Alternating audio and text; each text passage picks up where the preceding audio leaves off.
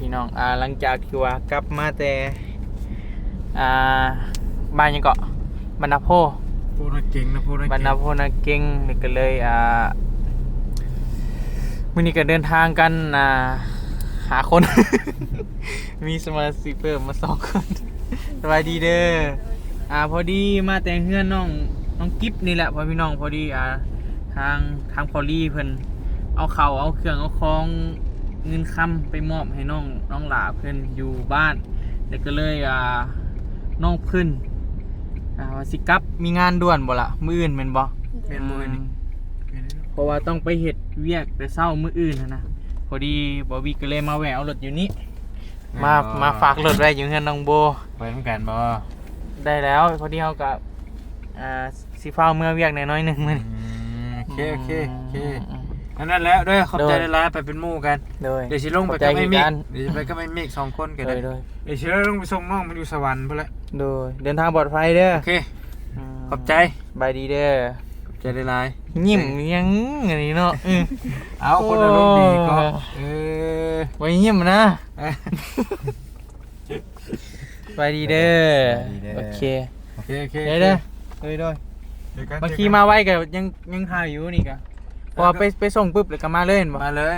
บ่ได้โดนโอเคป่ะแล้วสิลงถ่ายคลิปถ่ายเด้อโอเคด้วยแป๊บนึงเอาน้ำมันก่อนน้ำมันหลุดกระเบิดโอ้ยใช่ป่ะ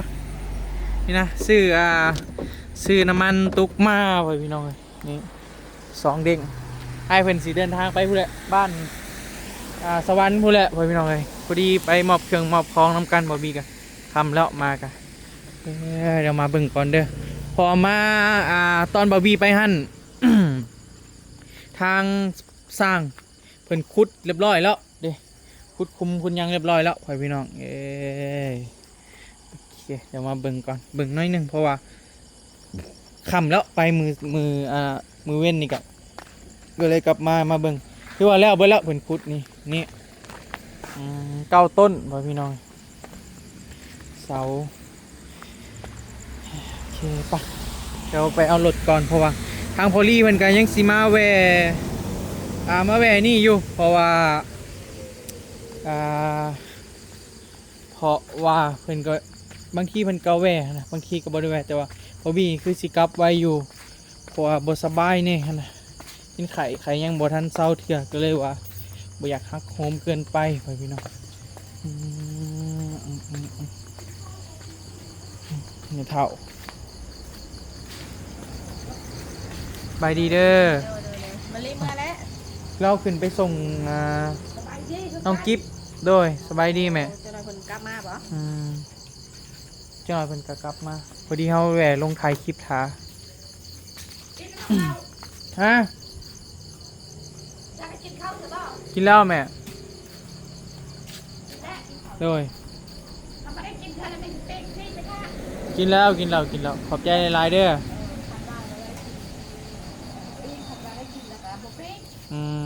ได้แล้วแม่ขอบใจหลายๆดู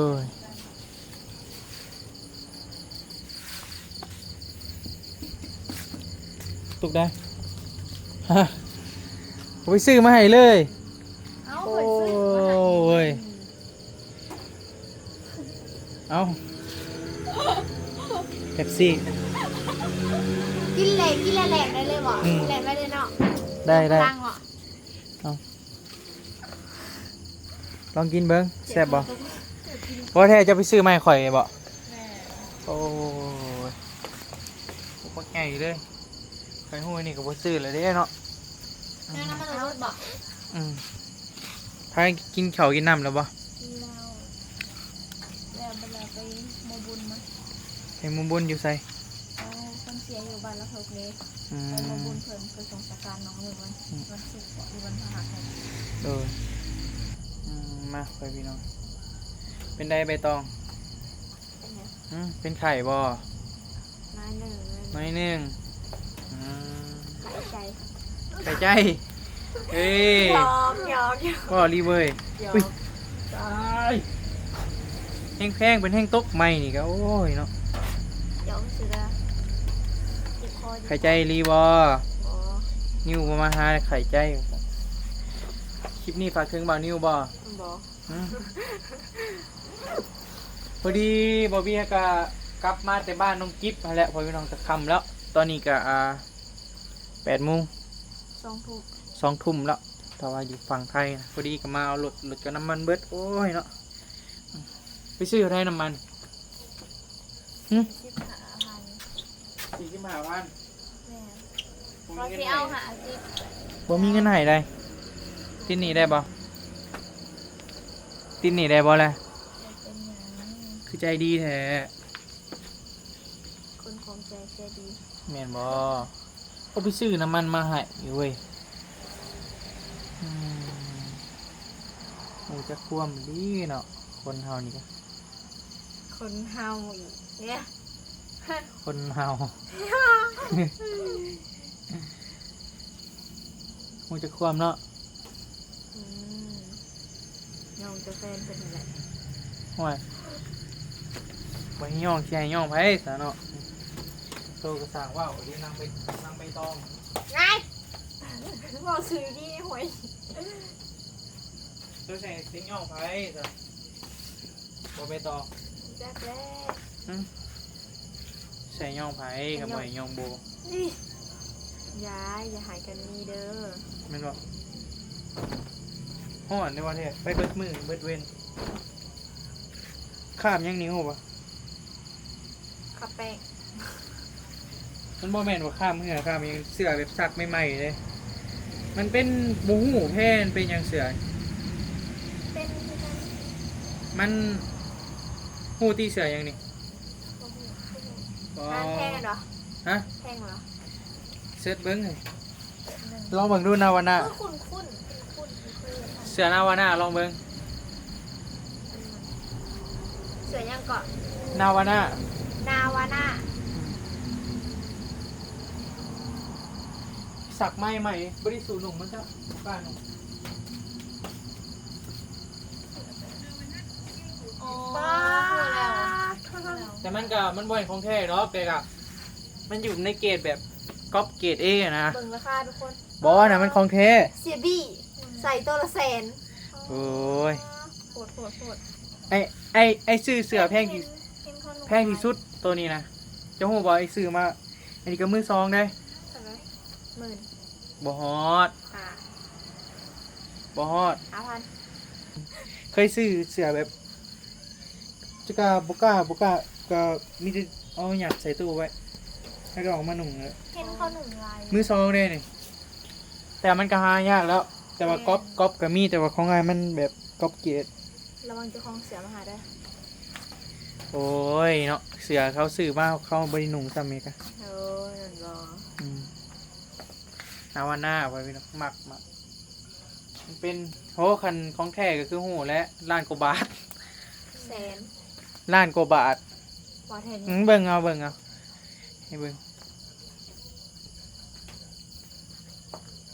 เลย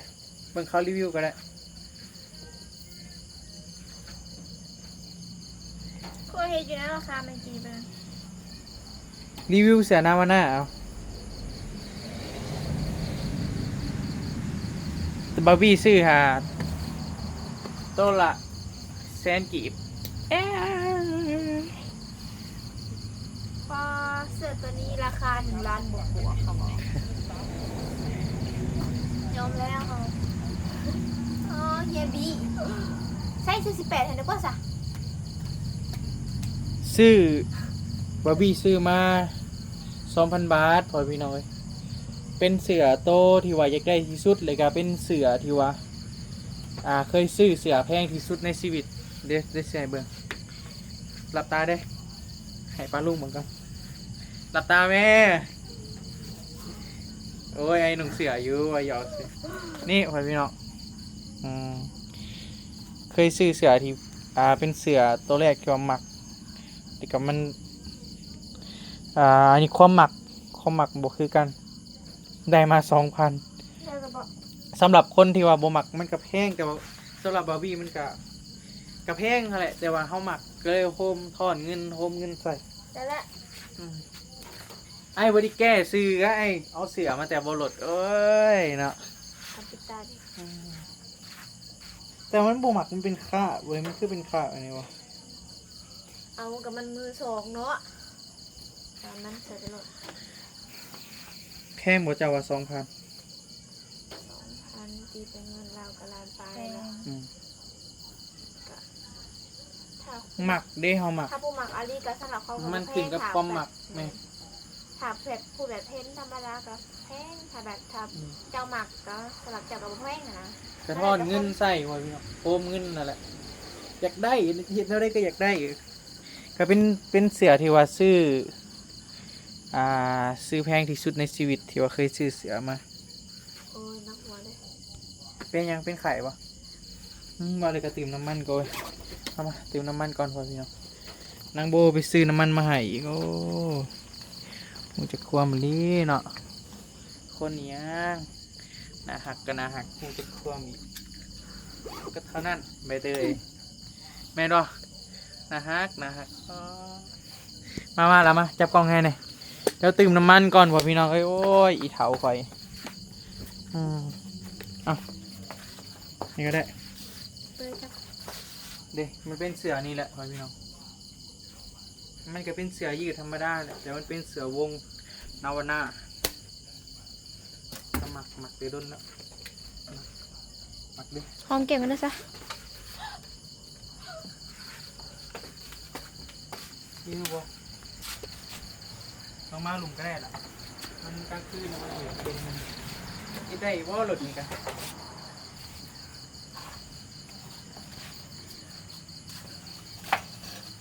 เบิ่งรถบาร์บี้ ยาม ใส่ ได้ แนว สีได้ขี่พี่เช็คคือหมูเนาะ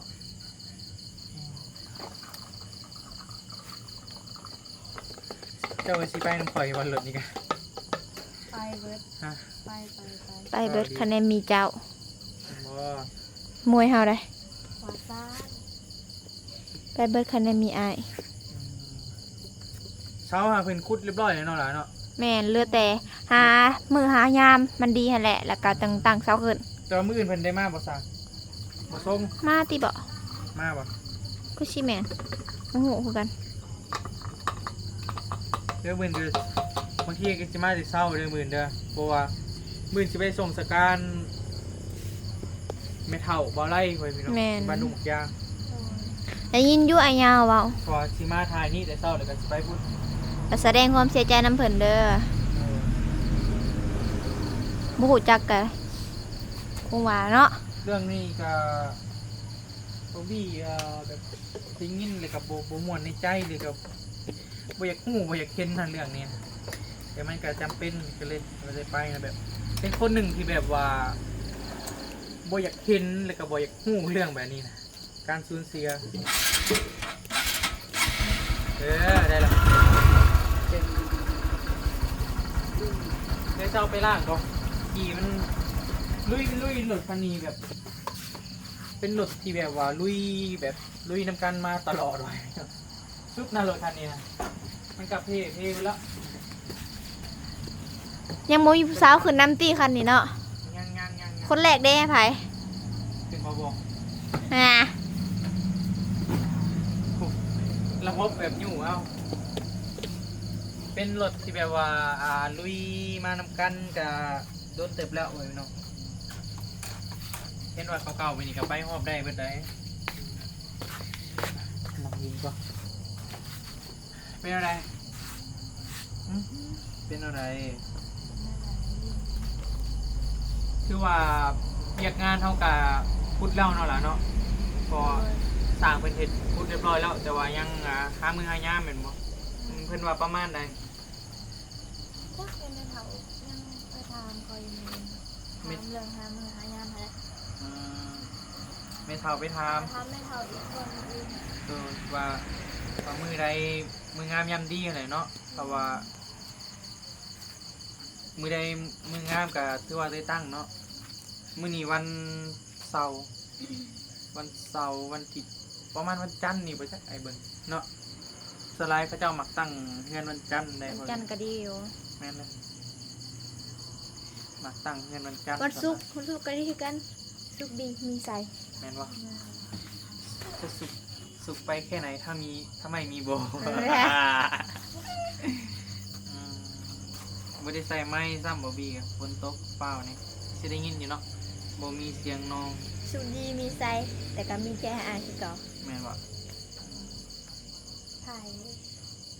ไอ้นิวบ่ ความลับ หืม โอ้ยไอ้นิ้วกับไอ้นิ้วบอกได้ซาเขาปืนประเจาะหัวอยู่เลย สาขอบคุณ มีอ่านนะมีไพ่เขามาหน่อยไหม ฮะไผเข้ามาหมื่นบ่ มือนี่แหละ เข้ามาใส่ล่ะ ต้นนี่แหละหน้านี่แหละ บ่ฮู้เลยไอ้ลี่เราอะคือสิเราสิมาแวะอยู่บ่นี่ไปกินนี่ก็เพิ่นผูกแขนให้พ่อพี่น้องเด้อแต่ว่าบ่บีแบบมุ่นมัดนะใส่ อันนี้ แก้วไม่ค่อยได้บ่เด้เพราะไอ้ตั้งบ่มักใส่ดีว่าเท่เลย จะไปหวัดมาบอก บ่เป็นไปอยู่บ้านนั่นแหละแล้วเพิ่น อ่า เพิ่นเห็นคนปลูกให้ มันมีตัดรถเลย ตัดได้บ่บ่คลำบ่ ปกติเขาต้องจงไว้ซ้ำมือเขาจะให้ตัดได้ บ่เป็นหยังดอกเฮาก็ เก็บไว้ในกระเป๋าเก็บไว้ใส่กระเป๋ามะพร้าวทิ้ม ไปผูกสิรถก็ได้ไปเพราะว่าเป็นคนหนึ่งแบบบ่มักใส่แบบนี้แต่ก็บ่ได้ประมาทบ่ได้หยังพ่อพี่น้องแต่ก็เสื้อแต่ว่าแบบเฮาบ่มักใส่เด้ก็เลยแบบบ่บีคือแนวมีไผผูกให้ก็มีแต่แบบเก็บไว้อะก็ลายได้คนผูกให้ไปแบบจักสิว่าได้แบบเขาเจ้าเห็นหรือก็แบบเขาเจ้าเพลงบ่เลยหยังไปแบบให้เครื่องแบบไปแจกเครื่องจากคลองเขาเจ้านะ กะดีคนหักคนเพลงผูกแขนให้ ผูกมาแม่ผูกแค่ให้นะประมาณนี้นะวีก็โบลายเลยในคันอยู่ในอันนะอันนี้มีทองอีกนี่ โอ้ มีเป็นแบบอันนะเขาเจ้าเอิ้นหยังคาถาเป็นวะ เป็น คาถาเป็นท นั่น อง ยังเขาเอิ้นตะกุด ตะกรุด มันจะขายตะกุดเดย์ แต่ถ้ากระพูให้มือแรกนี่แหละนี่แก่แล้วจะมัดใส่รถใส่ยังไว้ก็ได้เพราะ มันเช็ดลบกระบอกเดินทางมาเสียกระหายตลอดปลอดภัย แม่นก็เป็นสติเตือนใจอันหนึ่งนั่นแหละบอยพี่น้องแต่ก็มันอยู่ที่ใจเฮาแหละว่ายังไงก็ใจเฮาทุนเคียงก็โอเคแล้วบ่มีว่าแต่ก็อันนี้ก็ดีเพราะว่าความเสื่อเนาะล่ะเนาะ แม่ ความ แม่ เสื่อ นั่นแหละ บ่มีก็บ่แม่นว่าบ่ได้ว่าลบหลู่อย่างใดบ่มีก็เสื่อก็ก็เสื่อแหละบอยพี่น้องแต่ก็เป็นคนหนึ่งแบบบ่มักใส่นะก็เลยว่าแก้ออกมันให้รถให้ข่อยเนี่ยมันให้มันได้พีเซ็กคันใหม่ไปมันอะไรก็ได้ ลองดูอ่ะลองว่าดู ว้าว ให้กายล่างเป็นได้พีเซ็ก ไปใช้กระหายตลอดปลอดภัยพอให้ได้คันใหม่ไวๆเลยบอกว่าหลดมันก็คือสิได้แค่โน่นคันใหม่ถิ่มกู เห็ เนาะ นอะไรมันสิได้คันใหม่เข้มเจ้าบ่ซื้อให้ข่อยจะซื้อให้ข่อยบ่คันเก่าก็ดีแล้วเนาะ เป็นตั้งซื้อให้รถไอ้เนี่ยซื้ออะไรนี่ ซื้อเบิ่งจากสภาพรถ เบิ่งสภาพโอ้ยเนาะว่าจะกันโพดอันนี่ เอาตาก็ขาดเนาะตาไฟเหี่ยวก็ขาดเลยขาวตาขาด อีเข้าตา หยอก ว่าง่ายๆกับมันพาไอ้ายไป เขา ซอยคนนี่ก็ร้าย อ้า เกิน ว ไม่คันนี้ เอาใหม่ขาวพาโซก ขาวพาโซ่ก็เลยอีเข้าตาขาดเนาะ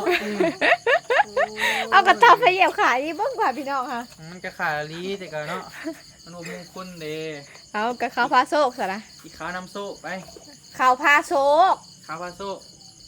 โอเค เทียงเขานะหวย ขาวพาโซ่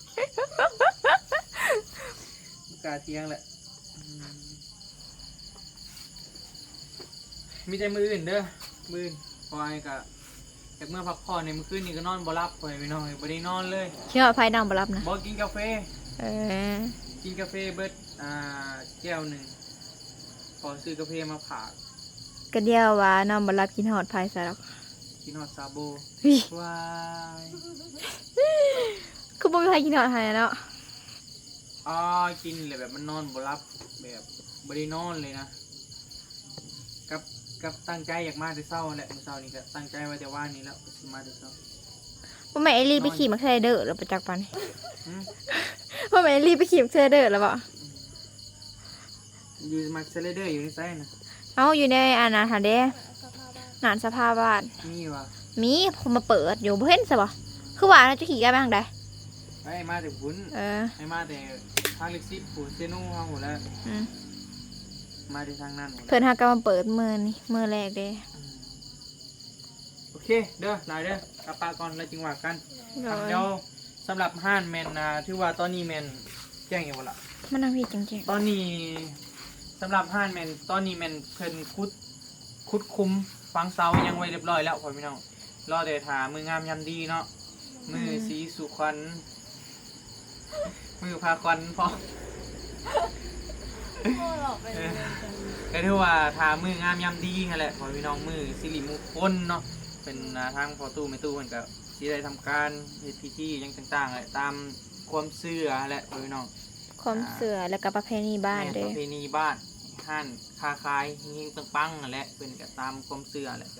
จังว่ากันอีกบ้านหนึงพ่อพี่น้องเพราะว่าบ่มีกระดึกแล้วก็สิฟ้าวเมื่อนพักผ่อนในเพราะว่า โอ้ย เบิดมื้อมื้อนี้ก็มาแต่เช้านะแต่6:00 นยังบ่ตื่นซ้ำนี่นะมื้ออื่นก็เจอกัน6:00 น ให้มันแท้เด้อสิตั้งมงปลุกเด้อเบิ่น มา เบิ่นแล้วเสียหยัง ไอ้สิมา1เข่าอ่ะมื้อนี้ตอนเย็นมา1เข่าอ่ะจะงูจะตื่น เจ้าทาน1เข่าเด้อมื้ออื่นเด้อ 10 โมงมื้อนะ โอ้บ่ไอ้มาเช้ารีมื่นพวไอ้จะออกไปแต่นี่ประมาณ9 โมงทะเลสุดก็10 โมงเพราะว่าส่งสการกัน1 โมง 2 โมง ส่งสการหาเขาบ่ให้กาย2 โมง อ่า เขาให้ส่งสการ ว่าไงไอ้ต้อง เริ่ม แล้วเวียกอยู่นี่บางทีแบบซื้ออุปกรณ์นั่นนี่เด้เพราะว่าไอ้ต้องเป็นคนดูแลเด้ แม่น ไอ้ต้องมาเบิ่งเวียกก่อนแล้วก็จึงไปไปส่งสการพอเฒ่าเมียเบาไล่ว่าพี่น้องเอ้ย ส่งสการน่ะบ่ายโมงครึ่งเข้าไป แล้วเพื่อเฮ็ดพิธีเพื่อเข้าสูตรหยังแล้วก็พอดี2 โมงเพื่อได้ออกมาแต่ปราสาทบางเทื่อก็ออกมาไว้นี่ก็มี ว่ากันไม่ว่าพี่น้องก็ถือว่าประมาณนี้แหละสำหรับห้านน้องหลาเพิ่นก็หาติดตามเบิ่งนำกันเนาะ โดย อะไรเดี๋ยวบอกบีสิมาอัปเดต พอดี ส่วนนี้ก็ได้ดำเนินการแล้ว มื้ออื่นก็บาบัดไซกับซาเบลก็มาแล้วมื้อนี้เฮ็ดระบบข่าวหายซาเบลนะ เป็นอะไรนะ โทรศัพท์จนงอ เป็นยังไงนะ พาลาดชื่อเขาไปหาเบอร์เลยพอดีฮอดอันนั้นแหละ ยังบ่ ฮอดคุณกองแรง ไอ้ไปยังบ่ได้เบิ่งยังเลยไงเพราะว่ามันบ่มีเน็ต เฮาเบิ่งกี้แล้วเพิ่นพาลาดว่ะน้องเบลกับหัวแตกเพิ่นว่าสิแหละ ยังบอกไปดิน พาลาดแล้วก็ ไปดินนะ พอดีเขาไปซื้อน้ำว่าเบิ่งกบเบิ่งโทรศัพท์ตัวเองเอ้าโทรศัพท์งอเพิ่นว่า อืม โอ้หน้าจอหันยังเปิดขึ้นได้อยู่หักลิ้นได้อยู่ทางมันงออะไรได้ มาบ่ได้จึงว่ากัน แม่นข่าวหายแฮงไปเที่ยวกันเนาะ อืมโอเคจึงว่ากันเฮาก็มีเงินมีคำพุ่นแหละไปน้อยใจตี โอ้ยบ่เนาะ มีเงินมีคำจึงไปเฮ็ดห้านขายเครื่องเนาะ เนาะขาย มีเงินมีคำ หาเงินก่อน มีเงินหลายๆไปใส่ก็ได้นะไปเที่ยวต่างประเทศก็ได้บ่ยากนะ จะไปฮอดไทย ไปเด้อปล่อยพี่น้องเด้อ โดย คำแล้วกลับบ้านก่อนไป โดย ไปดีเด้อ สบายดีเด้อ